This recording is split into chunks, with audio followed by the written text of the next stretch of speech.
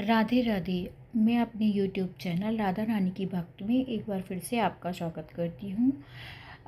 धर्मशास्त्रों के अनुसार मनुष्य जीवन का परम लक्ष्य है भगवत धाम प्राप्त करना, और भगवत धाम प्राप्त जो एकादशी के व्रत से हो सकता है।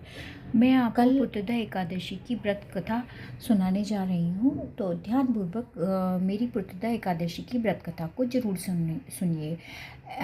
पुत्रदा एकादशी व्रत पूर्ण होता है और मनोकामना पूर्ण होती है।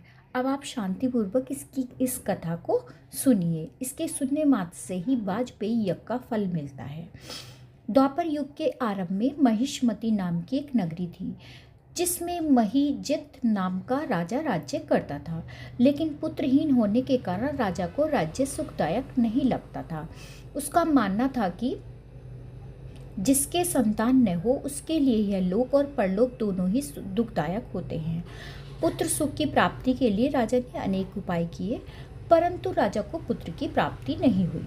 वृद्धावस्था आती देखकर राजा ने प्रजा के प्रतिनिधि को बुलाया और कहा, हे प्रजनों, मेरे खजाने में अन्याय ही उपार्जन किया हुआ धन नहीं है। न मैंने कभी देवताओं और ब्राह्मणों का धन छीना है, किसी दूसरे की धरोहर भी मैंने नहीं ली। प्रजा को पुत्र के समान पालता रहा। मैं अपराधियों को पुत्र और बांधवों को की तरह दंड देता रहा। कभी किसी से घृणा नहीं की, सबको समान माना, सज्जनों की सदा पूजा करता रहा हूँ। इस प्रकार धर्मयुक्त राज्य करते हुए भी मेरे पुत्र नहीं है, सो मैं अत्यंत दुखी हूँ। इसका क्या कारण है? राजा महिजित के इस बात को विचारने के लिए मंत्री और प्रजा के प्रतिनिधि वन को गए। वहाँ बड़े बड़े ऋषि मुनियों के दर्शन किए। राजा की उत्तम कामना की पूर्ति के लिए किसी श्रेष्ठ तपस्वी मुनि को दिखते फिरते रहते थे। एक आश्रम में उन्होंने एक अत्यंत वयोवृद्ध धर्म के ज्ञाता बड़े तपस्वी परमात्मा में मन लगाए हुए निराहार जितेंद्रिय जितात्मा जित क्रोध सनातन धर्म के गुण तत्वों को जानने वाले समस्त शास्त्रों के ज्ञाता महात्मा लोमश मुनि को देखा, जिनका कल्प के व्यतीत होने पर एक रोम गिरता था। सबने जाकर ऋषि को प्रणाम किया। उन लोगों को देखकर मुनि ने पूछा कि आप लोग किस कारण से आए हैं। निसंदेह मैं आप लोगों का हित करूंगा। मेरा जन्म केवल दूसरों के उपकार के लिए हुआ है, इसमें संदेह मत कीजिए।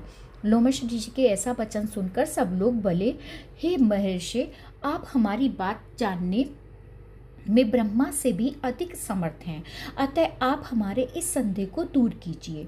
महिष्मतीपुरी का धर्मात्मा राजा महिजित प्रजा का पुत्र के समान पालन करता है, फिर भी वह पुत्रहीन होने के कारण दुखी है।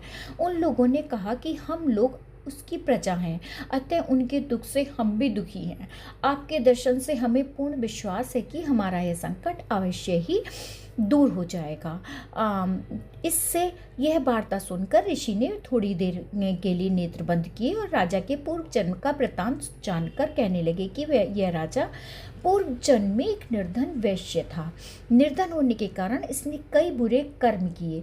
यह एक गांव के दूसरे गांव में व्यापार करने जाया करता था। एक समय ज्येष्ठ मास के शुक्ल पक्ष की द्वादशी के दिन मध्याह्न के समय जबकि वह 2 दिन से भूखा प्यासा था, एक जलाशय पर जल पीने गया। उसी स्थान पर एक तत्काल ही की ब्याही हुई प्यासी गौ माता जल पी रही थी। राजा ने उस प्यासी गाय को जल पीते हुए हटा दिया और स्वयं जल पीने लगा, इसलिए राजा को यह दुख सहना पड़ा। एकादशी के दिन भूखा रहने से वह राजा हुआ और प्यासी गौ को जल पीते हुए हटाने के कारण पुत्र वियोग का दुख सहना पड़ा। ऐसा सुनकर सब लोग कहने लगे कि हे ऋषि, शास्त्रों में पापों का प्रायश्चित भी लिखा है, अतः जिस प्रकार राजा का यह पाप नष्ट हो जाए आप हमें कृपया करके बताइए। लोमश मुनि कहने लगे कि श्रावण शुक्ल पक्ष की एकादशी को, जिसे पुत्रदा एकादशी भी कहते हैं, तुम सब लोग व्रत करो और रात को जागरण करो, जो इससे राजा का यह पूर्व जन्म का पाप नष्ट हो जाएगा। साथ ही राजा को पुत्र की अवश्य ही प्राप्ति होगी। लोमश ऋषि के ऐसे वचन सुनकर मंत्रियों सहित सारी प्रजा नगर को वापस लौट आई, और जब श्रावण शुक्ल एकादशी आई तो ऋषि की आज्ञा अनुसार सबने पुत्रदा एकादशी का व्रत और जागरण किया।